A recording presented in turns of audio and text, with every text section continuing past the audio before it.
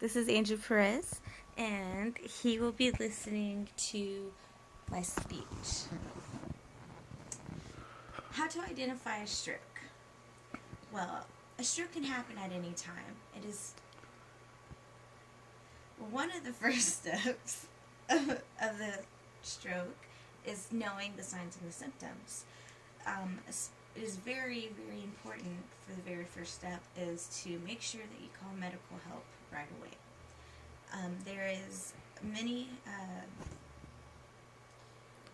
mental and physical damages that happen to the brain when medical help is not there, and it can lead to weakness of your arms and your leg or the whole side of your body, and it can also lead to numbness of your face or speech differences.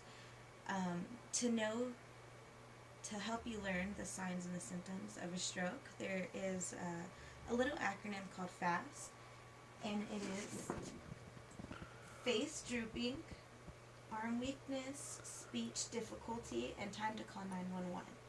Face drooping, ask them to smile, and if one side does not does not smile, then there's something wrong. Also, you want to ask them to lift their arms, and if they can't lift up their arm or give you any sign of resistance, then that is another sign. If their speech is slurred, or if it is different, if it seems like they're having a difficult time speaking, that is speech difficulty. And time to call, the first action should be to call immediately, but as well time to call them. To react in the situation, it is very important to stay calm, but do not hesitate, because there is no time to be there's no time for hesitation. You want to know and ask the person when the symptoms first started, and ask them as well if they're taking any medications at the time that could have started the stroke, and ask them any medical history.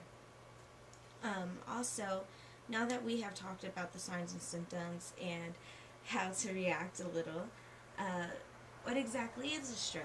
Well, the stroke is when there is oxygen deprived of the brain, and that leads up to cell damage, and that is what leads to all the complications of the stroke. And it's pretty bad. I've seen some people with a stroke of the symptoms and stuff, and it's difficult for them. But with rehabilitation, it is always possible to get back to a normal state, or to today living. Anyways, I hope you enjoyed this. This is Callie Perez, and how to help identify a stroke. Thank you.